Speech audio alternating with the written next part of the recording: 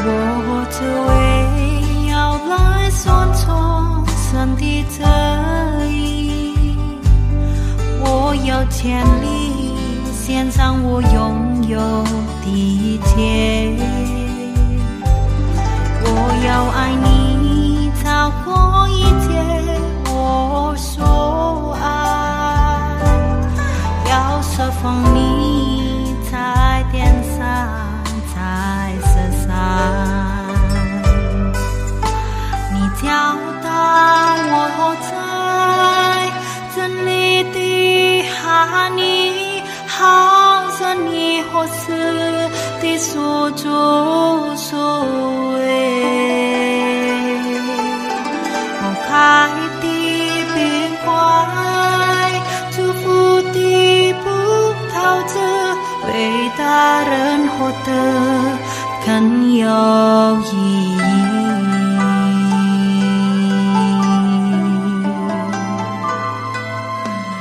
我只为要来顺从神的旨意，我要建立献上我拥有的一切，我要爱你超过一切我所爱，要释放你在天上在世上，你教导我在真理的哈尼，好像你何时的所作所为，我开的冰块，祝福的葡萄汁，为大人喝得更有意义。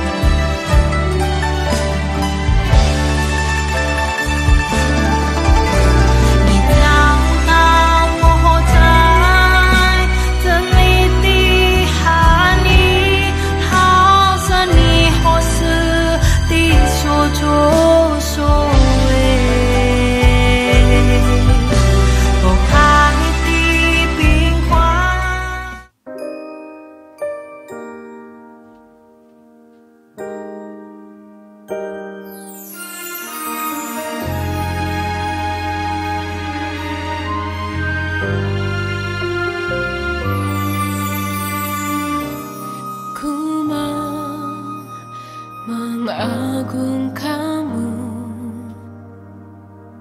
ya Allah dan Rajaku,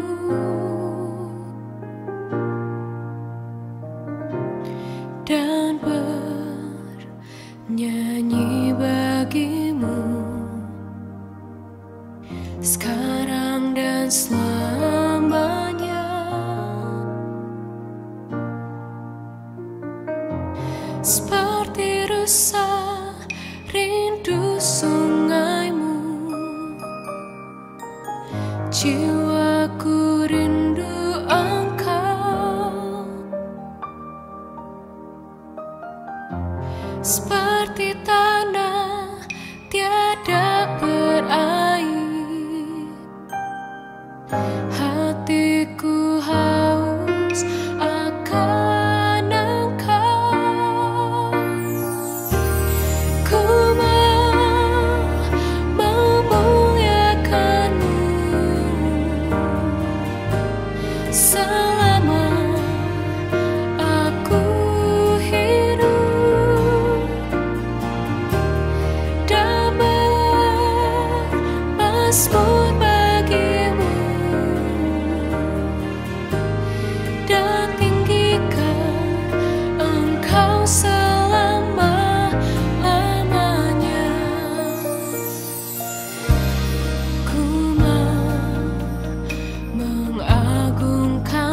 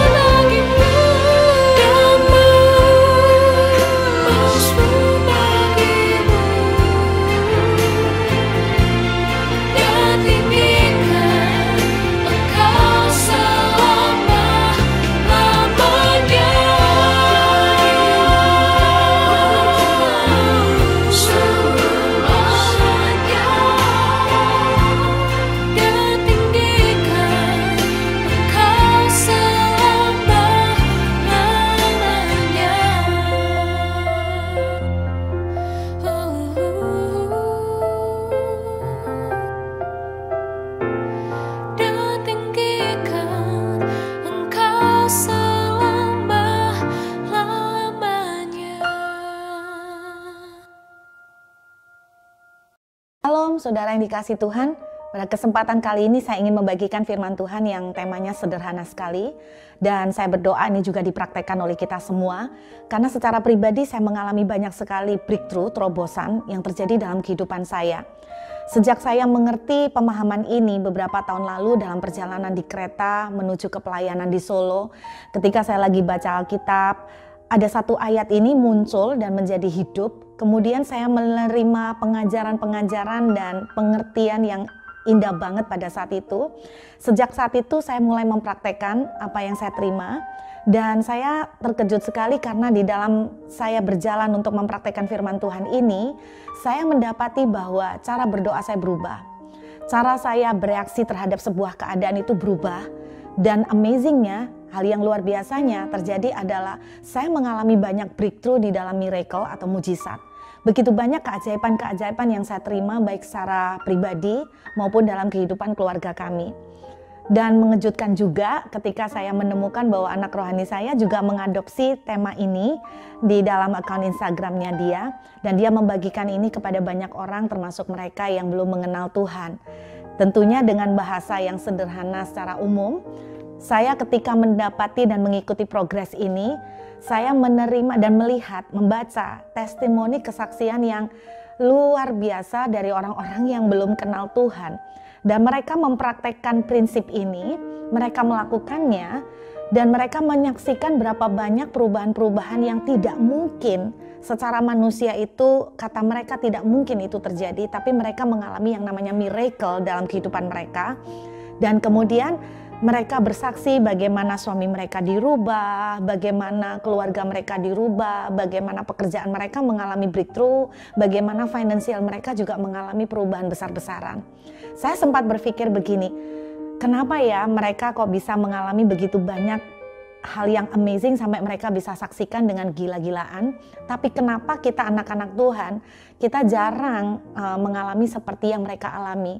Satu, pemikiran saya adalah bahwa kemungkinan kita ini karena terlalu sering mendengar sehingga kita menganggap itu biasa.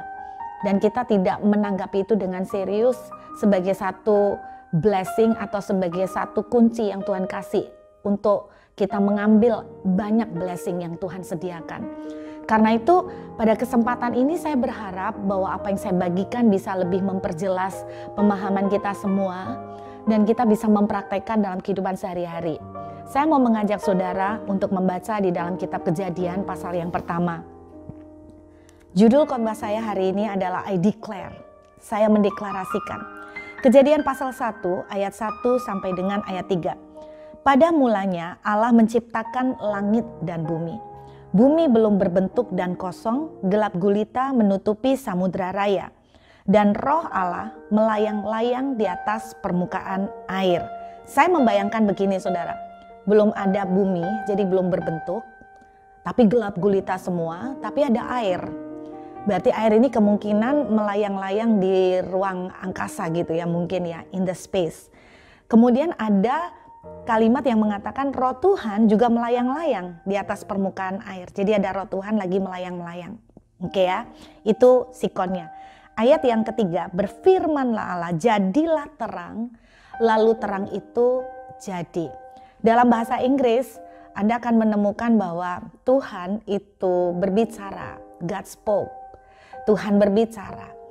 Nah, yang saya ingin tunjukkan kepada saudara adalah begini. Roh Tuhan sudah ada, sudah eksis, sudah hadir pada saat itu. Saya percaya sejak kita terima Yesus, lalu memberikan diri dibaptis, diselamatkan, Alkitab mengatakan bahwa kita menerima Roh Kudus. Jadi saya sangat mempercayai kita semua yang sudah terima Yesus, lahir baru, kita punya Roh Kudus di dalam kita. Tetapi ayat ini memiliki kemiripan, ada Roh Tuhan hadir. Namun terang baru tercipta. Waktu itu masih gelap. Walaupun ada Roh Tuhan, gelap itu tidak mengalami perubahan apa-apa, masih tetap gelap. Perubahan yaitu terjadi ketika terang muncul. Kapankah terang itu muncul atau tercipta? Ketika Tuhan mulai membuka mulut dan melepaskan perkataan, jadilah terang. Saudara bisa melihat di sini bahwa ketika Tuhan membuka mulut, terjadilah sesuatu, penciptaan dari apa yang diciptakan oleh Tuhan. Bukankah Alkitab itu juga mengatakan begini bahwa saudara dan saya adalah diciptakan segambar dengan Dia. Jadi like father, like children. Maka seharusnya kalau Bapa kita punya kemampuan, ada kuasa di dalam lidahnya, ketika Dia membuka mulut dan mengucapkan sebuah perkataan dan itu terjadi, bukankah ini juga membuat kita boleh berpikir bahwa kita diciptakan seimage, segambar dengan Dia. Ini diteguhkan lagi saudara di dalam Injil Yohanes pasal yang pertama. Pada mulanya adalah firman. Kalau Anda lihat terjemahan bahasa Inggrisnya, in the beginning was the word. Jadi pada mulanya adalah kata-kata. Kalau boleh saya pakai bahasa bebas berarti ya kata-kata. Kata-kata, apa yang keluar dari mulut. Firman itu, kata-kata itu bersama dengan Tuhan. Dan kata-kata itu adalah Tuhan. Ia pada mulanya bersama-sama dengan Tuhan. Perhatikan ayat 3. Segala sesuatu dijadikan oleh Dia. Saya menangkap bahwa kata Dia bukan sekedar berbicara tentang Tuhan. Karena subjek yang dibicarakan dari ayat 1 jelas subjeknya adalah kata-kata. Nah, Yohanes mendapatkan pewahyuan yang begitu dalam mengenai the power of words, kuasa perkataan. Nah, ayat 3 menuliskan begini, segala sesuatu. Pengertian saya namanya segala sesuatu ya berarti semuanya saudara, semuanya. Menurut ayat ini dijadikan atau diciptakan atau di-create oleh kata-kata. Dan tanpa kata-kata tidak ada suatu pun yang telah jadi dari yang segala yang telah dijadikan. Jadi semua yang saudara amatin sekarang menurut ayat ini tidak ada sesuatu apapun yang terjadi kalau tidak dijadikan oleh kata-kata. Ini pengertian sederhana yang saya tangkap. Jadi ternyata ada sesuatu daya cipta yang spektakuler yang terkandung di dalam perkataan atau words. Saya ajak saudara melihat kembali di dalam kitab Amsal pasal yang ke-6. Amsal pasal yang ke-6 ayat yang kedua saudara. Amsal pasal ke-6 ayat yang kedua.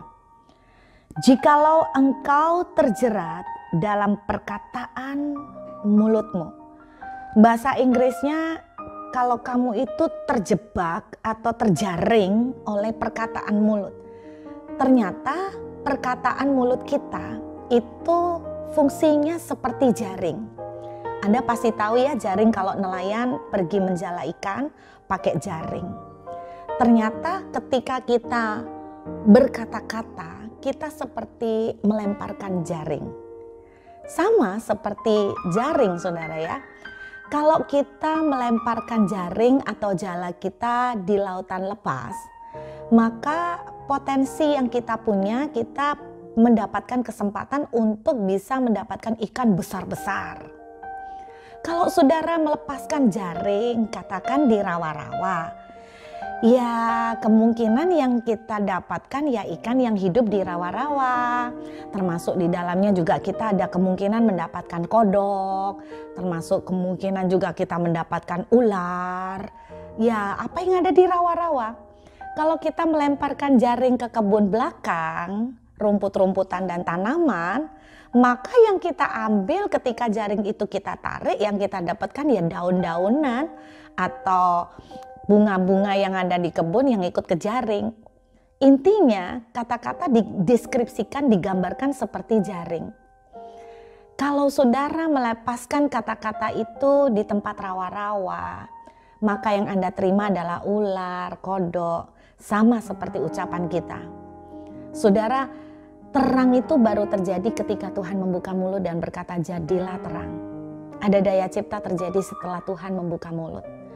Dengan kata lain, walaupun ada roh Tuhan tinggal di dalam saudara dan saya, kalau kita tidak berkata, jadilah sembuh, aku diberkati, aku sehat, maka saudara tidak akan melihat sebuah perubahan terjadi. Saudara tidak akan melihat itu. Berapa banyak yang saudara lepaskan perkataan, itu yang saudara akan terima. Ketika saudara melepaskan kata-kata yang negatif, saudara sedang melepaskan jaring kata-kata negatif, maka ketika itu kembali kepada saudara, maka yang kembali kepada saudara adalah kata-kata negatif. Ketika saudara melepaskan jala kata-kata positif, aku sehat, aku sembuh, aku diberkati, maka saudara akan menarik jaring itu. Dan yang kembali kepada saudara adalah panenan dari apa yang saudara lepaskan. Alkitab bilang begini saudara, hidup dan mati dikuasai oleh lidah. Siapa suka menggemakan akan memakan buahnya. Jadi siapa yang sering memperkatakan kemana jaring saudara-saudara lepaskan, maka itu yang akan saudara nikmati panenannya. Yohanes pasal 1 tadi menceritakan begini, segala sesuatu yang telah jadi itu dijadikan dari kata-kata. Kok bisa? Saya ingat sebuah cerita begini saudara. Ada seorang ibu yang sharing sama saya, anak dia pada waktu itu sudah SMA 1. Nah dia cerita ketika SMP, anaknya ini mengalami problem yaitu mensnya itu tidak pernah berhenti.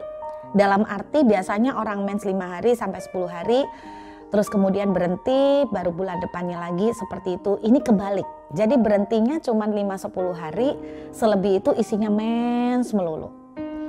Dia udah periksa ke dokter cari tahu tidak ada kelainan apa-apa, dokter cuma bilang begini, ini masa puber, jadi pengaruh hormon. Nah namanya badannya anak perempuan itu beda-beda, jadi ini lumrah, normal, itu yang mamanya terima. Tetapi terus terang mamanya tetap merasa nggak seret, ada something wrong gitu loh. Kenapa? Kalau terjadi kelainan hormon oke lah, 1-2 bulan. Tapi ini sudah terjadi sekian lama, setahun lebih saudara. Mamanya mulai berdoa, mamanya mulai meminta pertolongan Tuhan untuk menunjukkan kepada dia apa yang salah, kenapa ini terjadi. Satu kali ada seorang teman berkunjung ke rumah mereka, dan mereka mendapatkan satu pinjaman sebuah buku yang judulnya Berkat dan Kutuk. Kemudian dibacalah buku itu dan mamanya ini kaget karena di dalam buku itu ada diceritakan salah satu kesaksian yang persis sama dengan yang dialami oleh anaknya. Jadi orang ini juga mengalami mens itu tidak berhenti. Di dalam kesaksian itu diceritakan bahwa anak ini akhirnya konseling, kemudian mengalami doa pelepasan. Kenapa? Karena anaknya ini pernah mengucapkan sebuah perkataan di masa yang lalu yang akhirnya itu ternyata berbuah, ngefek, mempengaruhi pada kesehatan dia, yaitu mens terus menerus. Lalu kena cerita ini mamanya itu langsung kaget, mamanya mulai mikir. Apa ada kata-kata ya yang kami ucapkan atau yang anakku ucapkan? Lalu dia mulai berbicara dengan anaknya, mereka mulai istilahnya diskusi. Anaknya ingat, sebelum dia mengalami mens rutin itu, artinya dia waktu awal-awal mengalami mens, dia sempat mengeluh karena kok susah sekali ya jadi cewek itu. Dia bilang, gak enak ya jadi cewek itu, enak jadi cowok. Berkali-kali itu kata-kata yang diomongin dan dia selalu ngomong sama Tuhan, kenapa sih Tuhan bikin aku cewek? Cewek ini kok setengah mati, repotnya, susahnya luar biasa. Kenapa aku gak dilahirkan aja jadi cowok? Itu kata-kata dia. Setelah itu beberapa waktu kemudian muncullah dia ngalamin mens itu gak berhenti-berhenti. Akhirnya mamanya dan anak ini mereka berdoa bersama, bertobat, meminta ampun atas ucapan yang udah diucapkan, lalu mencabut. Sebulan kemudian, mujizat terjadi. Jadi mensnya berhenti dan rutin normal every month seperti orang-orang pada umumnya. Yohanes pasal 1 tadi bilang begini loh saudara, segala sesuatu dijadikan oleh kata-kata. Dan tanpa kata-kata tidak ada yang jadi dari apa yang sudah dijadikan. Berarti banyak hal yang kita alami yang tanpa kita sadarin, yang kita tuai sekarang, tanpa kita sadari bisa saja terjadi karena banyaknya kata-kata yang kita lepaskan di masa yang lalu. Kemudian kita tuh tidak ngerti, kita nyalahkan Tuhan. kenapa Tuhan tuh tidak memberkatin saya? Kenapa Tuhan itu kok tidak fair sama saya? Tanpa kita sadarin, di masa yang lalu kita sering ucapkan kata-kata seperti gini, keluargaku tuh orang susah, keluargaku tuh susah. Akhirnya kita itu memeteraikan, memasang, memanen, istilahnya mempermanenkan cap itu dalam kehidupan kita. Dan kita tidak menyadarin itu terjadi terus menerus. Dari dulu hidup keluargaku memang susah. Jadi aku tuh memang orang susah. Nah ini be careful saudara. Karena ketika saudara melepaskan kata-kata, pada momen Tuhan membuka mulut dan melepaskan kata-kata, ada daya cipta. Yohanes pasal 1 juga mengatakan begitu. Ada daya cipta. Makanya bahaya sekali. Siapa suka menggemakan akan memakan buahnya. Ada satu perumpamaan yang diceritakan oleh Tuhan Yesus yang saya mendapatkan satu pemahaman mengenai kata-kata. Kita buka dalam Injil Markus pasal yang keempat. Kita tahu Injil Markus ini adalah perumpamaan tentang penabur, di mana diceritakan ada penabur itu menaburkan benih. Sebagian benih jatuh di tanah yang subur, sebagian di tanah bersemak duri, sebagian jatuh di tanah yang berbatu-batu. Beberapa hamba Tuhan mengkhotbahkan ini dalam pengertian firman Tuhan yang kita dengar, khotbah yang kita dengar, sebagian menerima dengan sukacita dan melakukan. Tetapi saya menerima satu pengertian baru dari perumpamaan ini. Saudara, itu yang ajaib mengenai firman Tuhan. Firman Tuhan itu kaya sekali dengan banyak pemahaman-pemahaman. Satu kali saudara bisa ketemu ayat yang sama, di hari yang lain ayat yang sama bisa berbicara mengenai hal yang lain kepada saudara. Itu dahsyatnya firman Tuhan. Kita lihat ayat yang ke-14 dari Injil Markus pasal yang keempat. Penabur itu menaburkan firman. Jadi jelas benih di sini diartikan firman. Dalam bahasa Inggris lagi-lagi, the sower sow the word. Jadi ternyata kata-kata itu termasuk benih. Jangan diartikan benih itu cuma duit melulu, saudara. Menabur benih, duit melulu. Enggak. Menabur benih tentang khotbah, bukan itu aja. Ternyata kata-kata itu juga benih. Perhatikan. Nah, kita akan melihat bagaimana sifat natural dari sebuah benih. Kita lihat dalam Markus pasal yang keempat ayat yang ke-26. Lalu kata Yesus, beginilah hal kerajaan Allah itu seumpama orang yang menaburkan benih di tanah. Lalu pada malam hari ia tidur dan pada siang hari ia bangun. Dan benih itu mengeluarkan tunas dan tunas itu makin tinggi, bagaimana terjadinya tidak diketahui orang itu. Nah ini yang saya tadi ngomong saudara, bahwa kita tuh tidak tahu kapan kita itu nanam benih itu kok tiba-tiba muncul. Kita itu tidak tahu kapan istilahnya pertumbuhannya, kita tidak pernah ngerti, tahu-tahu udah gede.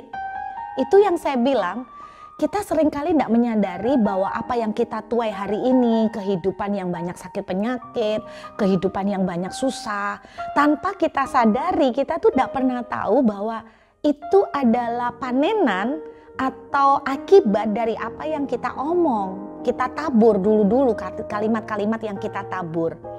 Saudara, satu kali beberapa tahun yang lalu di rumah saya di Surabaya muncul di halaman belakang itu tanaman lombok. Saya bingung karena saya tidak pernah merasa saya nanam lombok. Saya nggak pernah nanam benih lombok sama sekali, tapi bisa muncul tanaman lombok. Maka interpretasi saya, penafsiran saya adalah seperti begini. Oh, mungkin ketika saya lagi makan tahu isi nih pakai lombok, kemudian sebagian lombok itu ada yang kebuang, benihnya, bijinya jatuh, kemudian jadi. Tahu-tahu muncul tanaman lombok. Makanya saudara, jangan kita buru-buru selalu menyalahkan Tuhan. Kenapa yang kita alami atau yang kita panenan hari ini seperti ini? Banyak yang kita tidak menyadari karena kita tanpa sadar kita menabur sebuah benih in the past, di masa yang lalu. Itu yang sebabnya dikatakan segala sesuatu dijadikan dari kata-kata. Ini satu kebenaran mengenai kata-kata. Jadi banyak yang kita lihat yang tidak kita sadarin. Ternyata punya koneksi yang kuat sekali dengan mulut kita. Yang banyak kita ngomong di waktu-waktu yang lalu. Kemudian kita lihat lagi, natural dari benih. Ayat yang ke-28. Bumi dengan sendirinya mengeluarkan buah. Mula-mula tangkainya, lalu bulirnya, kemudian butir-butir yang penuh isinya dalam bulir itu. Jadi ada stepnya, prosesnya. Mulai dari bunga, kemudian sampai berbuah. Ini mengingatkan saya tentang natural dari sifat alami dari tanaman ya. Tanaman lombok itu cepat sekali untuk tumbuhnya dibandingkan tanaman serikaya. Tanaman kecambah, saudara tahu, lebih gampang lagi tumbuhnya dibandingkan tanaman lombok. Berarti setiap tanaman itu punya tenggang waktu sendiri. Saya mempercayai kenapa ada kata-kata kita yang belum berbuah. Karena mungkin kata-kata kita itu ibarat kayak tanaman serikaya. It takes time. Atau kenapa banyak kata-kata negatif yang lebih gampang, ada orang bilang begini, kenapa ya kok kata-kata negatif itu sering lebih gampang munculnya daripada, maksudnya itu lebih gampang jadinya daripada kata-kata yang positif. Mungkin karena kata-kata negatif itu ibarat kayak ilalang ya saudara ya. Ilalang itu gampang sekali tumbuhnya. Saudara bahkan tidak nanam pun tiba-tiba entah muncul dari mana, ilalang itu ada aja. Jadi intinya kata-kata itu kita belajar dari perumpamaan ini, kata-kata itu mempunyai daya cipta di dalamnya seperti yang Tuhan tunjukkan. Dan kedua, kata-kata itu ada tenggang waktu untuk bertumbuhnya. Mengingatkan hal seperti ini berarti begini, saudara dan saya harus belajar menggemakan kata-kata yang positif. Karena ada kata-kata positif yang saudara tabur, butuh waktu untuk itu berbuah. Kalau saudara mengucapkan kata-kata yang negatif, saudara akan menuai hal yang negatif. Makanya hari ini saudara, berhenti untuk melepaskan kata-kata negatif. Kenapa orang-orang itu atau keluarga kita yang kita lagi doain itu kok tambah keras? Saudara dan saya tanpa sadar kita sering bilang begini, anak saya tuh keras minta ampun, suami saya tuh keras kayak beton, susah dikasih tahu. Kalau sudah maunya apa nggak bakalan ada siapapun mau didengerin. Saudara, kita ngomong seperti ini berkali-kali. Ingat, siapa suka mengemakan akan memakan buahnya. Ada daya cipta. Walaupun ada roh Tuhan, kalau saudara mau terjadi terang, buka mulut dan katakan, jadilah terang. Kalau saudara mau melihat berkat, buka mulut dan katakan, aku diberkati. Kalau saudara melihat anak-anak yang mengasihi Tuhan, buka mulut dan katakan, anak-anakku mengasihi Tuhan. Tapi kalau saudara mau melihat anak-anak yang semakin keras, Anda akan katakan, anakku keras, anakku susah dikasih tahu, anakku nakal. Maka apa yang Anda buka mulut saudara dan Anda ucapkan, itu yang akan Anda terima. Amin saudara. Karena itu mengingatkan ini, be careful, hati-hati banget saudara. Bahaya sekali. Kenapa? Saya jadi sadar gini ya saudara, ngobrol-ngobrol soal kata-kata. Kenapa ya saudara orang bule itu ya, kalau masih remaja-remaja mukanya kayak udah lebih dari umurnya. Misalnya 15 tahun tapi kelihatan kayak 25. 16 tahun udah kayak 27. Tapi anehnya orang tuanya itu menurut saya rada awet. Rada awetnya itu gini. Umurnya 80 tapi kayak 60. Seperti itu loh saudara. Jadi tuanya itu agak awet. Tapi kebalikan sama kita, orang-orang Asia nih ya kebanyakan. Kita anak-anak kecilnya, remajanya ya betul-betul kelihatan ngecil ya, ngecilin gitu loh. Nggak kelihatan kayak 25, jarang banget. Tapi orang tuanya itu menurut saya lebih cepat tuanya. Jadi misalnya umurnya itu harusnya 60 tapi kelihatan kayak 70, umurnya 50 tapi kayak 60. Seperti itu saudara. Kenapa bisa terjadi seperti begini? Saya tuh mulai mikir, apa karena faktor makanan atau cuaca ya? Tapi kalau dibilang faktor makanan, kita juga suka makanan-makanan western. Ada satu kecurigaan saya memang belum pernah melakukan penelitian, tapi ini pemikiran saya secara pribadi. Kemungkinan juga ada relasi kuat dengan mulut. Kok bisa? Dengan kata-kata maksud saya. Maksud saya itu seperti begini. Anda lihat, anak-anak remaja yang berkebudayaan western, kebanyakan mereka umur 17-18 itu sudah dilepas sama orang tua, sehingga anak-anak itu kepengen cepat gede. Kenapa kepengen cepat gede? Karena kepengen cepat bebas, tidak diatur. Sehingga anak-anak itu dari umur 15, 16 mereka tuh sudah bawaannya kepengen ngomong, aku tuh udah gede gitu loh. Aku tuh udah gede, I'm grown up gitu, aku udah besar. Itu yang terjadi. Beda sama anak-anak orang Asia ya. Kebanyakan kita nih, aku masih kecil, jangan ditinggalin dong, jangan dilepasin, kamu masih umur berapa. Makanya anak-anak kita tuh bener-bener kayak kecil terus ya. Tapi orang tuanya kenapa kok cepet tua? Kalau orang-orang kita ya saudara, kenapa kok cepet tua? Saya tuh ketemu gini, orang bule tuh kalau tak tanyain, how old are you? Kadang-kadang dia nggak ngomong umurnya. Terus dia bilang, well, I have 10 grandchildren, but I'm still young. Aku punya cucu 10, tapi aku masih muda. Selalu begitu saudara. I'm still strong, itu yang dikatakan mereka. Dan mungkin itu yang terjadi. Sedangkan kita umur 37 dirayain ulang tahun sama teman-teman. Terus ditanyain, umur berapa Ci? Jawaban kita langsung gini, udah tua. Kan gitu saudara. Terus kalau ada orang ngomong begini, wah Ci, tambah kelihatan muda ya. Ah enggak, udah tua, udah separuh abad. Kita malah memperteguh, meyakinkan. Saudara tidak sadar bahwa kita tuh punya kesempatan untuk melepaskan kata-kata yang positif, tapi kita tuh banyak yang negatif. Akhirnya apa? Mungkin, ini kecurigaan saya, itu sebabnya orang-orang Indonesia contohnya, tuanya itu lebih cepat gitu kan. Walaupun umur 60 tapi udah kayak 80. Umur 40 udah kayak 50 dan sebagainya. Kenapa? Mungkin salah satu penyebabnya karena di mulut. Saudara, saya tuh sempat mikir begini soal konseling. Saya membayangkan kadang-kadang waktu kita konseling itu juga dangerous banget. Kenapa? Apalagi kalau konselingnya itu bukan ke satu orang karena merasa tidak cukup sampai konseling ke 5 orang misalnya. Coba saudara pikirkan waktu konseling. Setiap kali konseling, Anda akan cerita begini, suami saya itu keras, aduh nyesel saya kenapa kawin sama dia, suami saya itu males, suami saya itu tidak tanggung jawab. Itu konselor A. Apa yang Anda ucapkan adalah kata-kata seperti itu. Konselor B, Anda akan lakukan hal yang sama. Konselor C, D, E, nggak tahu berapa konselor. Kebanyakan dari kita tidak cukup cerita sama satu orang. Kadang-kadang ditambah lagi bukan cerita ke konselor, kita ngomong sama teman-teman, sama tetangga karena kita mengeluh, curhat. Berapa banyak kata-kata negatif yang saudara ucapkan.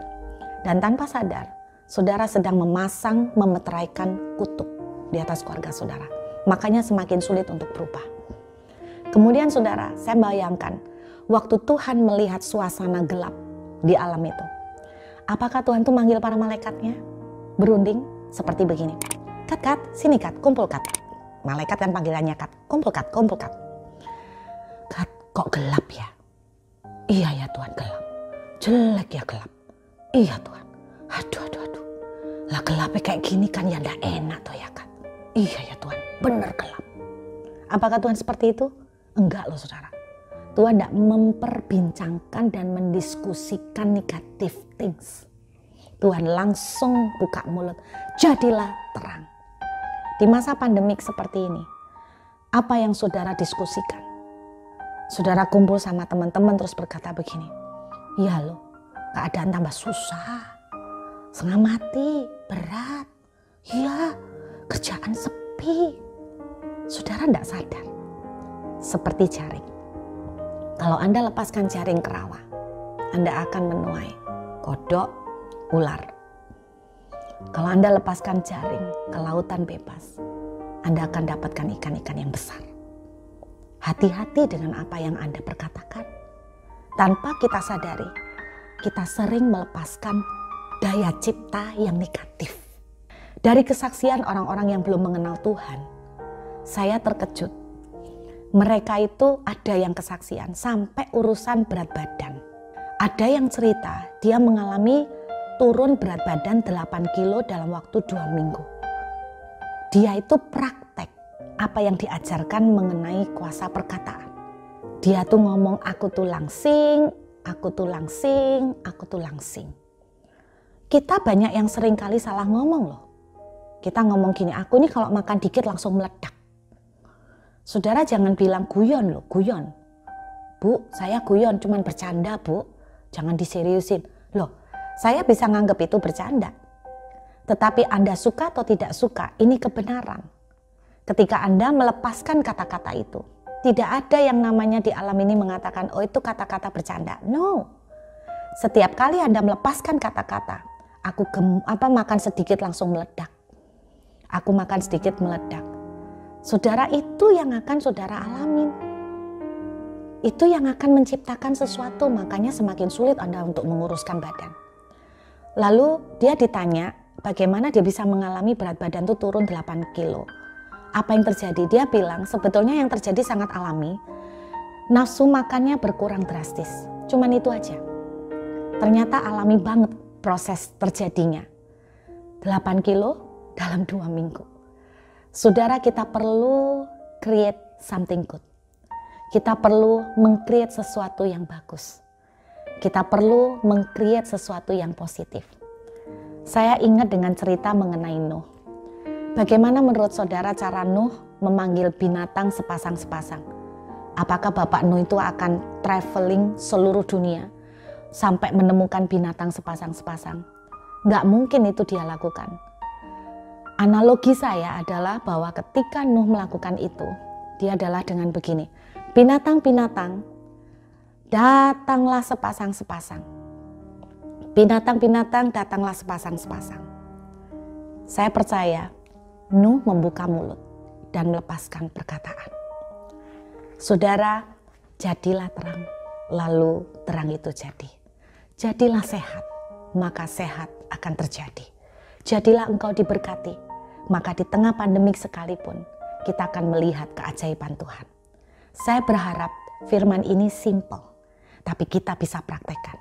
Ingat satu hal, ada roh Tuhan di dalam kita, tetapi tidak akan ada penciptaan terjadi selama kita belum membuka mulut. Apakah kita harus membuka mulut, Bu? Kalau Tuhan membuka mulut, kenapa kita tidak membuka mulut? Lagi pula, ketika kita membuka mulut, kita sedang mendeklarasikan kepada iblis juga. Aku ini sehat, aku ini diberkati. Sehingga iblis tidak mengambil kesempatan untuk menggagalkan atau menghancurkan kita. Ketika kita mengucapkan, itu juga mempunyai fungsi yang lain. Iman muncul dari pendengaran akan firman. Ketika kita melihat fakta, kita down, kita goyah. Kemudian kita berkata, aku sehat. Darah Yesus sudah menebus semua sakit penyakit. Maka apa yang kita ucapkan akan kembali lagi kita dengar. Sehingga iman kita dikuatkan. Dan ketika iman kita bangkit, mujizat pun terjadi. Saya berdoa kita akan mempraktekkan ini. Mari kita berdoa saudara. Bapa, terima kasih untuk kebenaran firman-Mu hari ini. Biar kami bukan cuma menjadi pendengar, tapi kami mau melakukan. Tuhan, kami mau bertobat dari ucapan-ucapan yang salah. Kami mau bertobat Tuhan. Dan kami berdoa Bapa, supaya kami sungguh-sungguh melakukan apa yang firman-Mu tulis. Kami akan melepaskan perkataan yang positif, kami akan melepaskan perkataan firman. Dan kami akan melihat keajaiban. Terima kasih Bapa, terpujilah nama-Mu, di dalam nama Yesus kami mengucap syukur dan berdoa. Amin. Tuhan memberkati saudara. Yang percaya hidupnya penuh dengan mujizat Tuhan, katakan amin. Sekali lagi katakan amin. Saya percaya saudara, waktu Tuhan memurnikan hati kita semua, hidup kita bukan hanya penuh dengan mujizat, tapi siapkan hati saudara untuk terima ledakan-ledakan kuasa Tuhan. Amin. So ini lagu terakhir, saya nggak mau saudara berdiam diri. Saya mau saudara melompat, saya mau saudara menari. Bebaskan tubuh saudara, bebaskan roh saudara. Kita mau all out buat Tuhan kita. Amin. Yang siap terima ledakan Tuhan, katakan amin.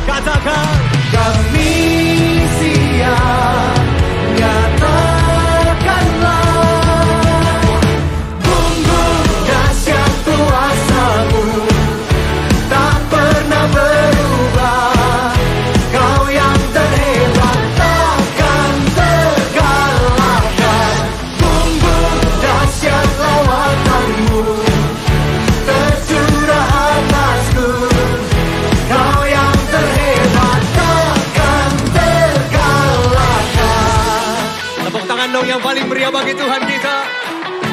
Roh-Mu bekerja di dalam kami. Bila Roh-Mu bekerja,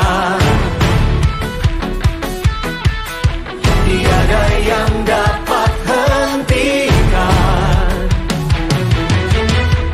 Ada lawatan besar membakar hati yang menyala. Siap Tuhan, kami siap. Nyatakanlah bumbu dahsyat kuasa-Mu, tak pernah berubah.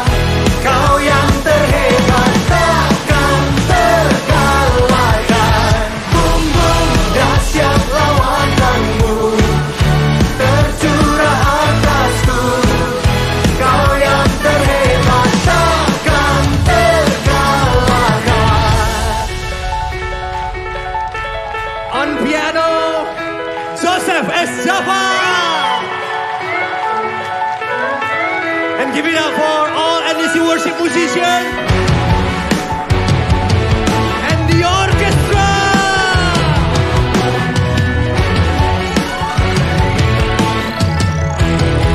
Come on.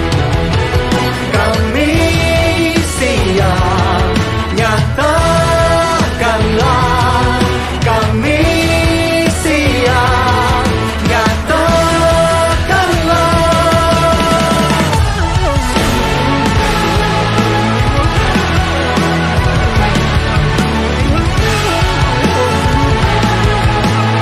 Come on everybody, jump!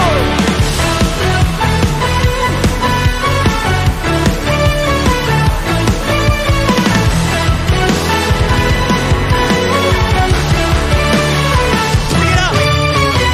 Bumbu dahsyat kuasa-Mu tak pernah berubah. Kau yang terhebat, takkan terkalahkan. Bumbu dahsyat lawanan-Mu tercurah atasku. Kau yang terhebat, takkan terkalahkan. Bumbu Sini.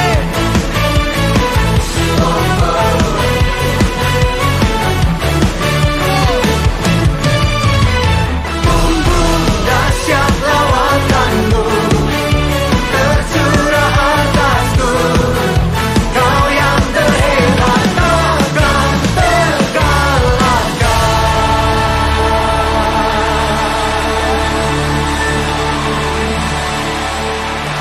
Memberikan sorak-sorai yang paling meriah bagi Tuhan.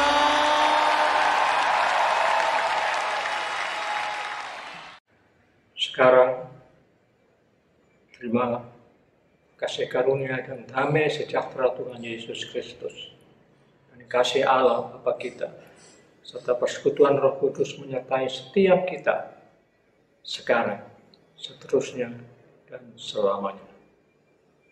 Amin.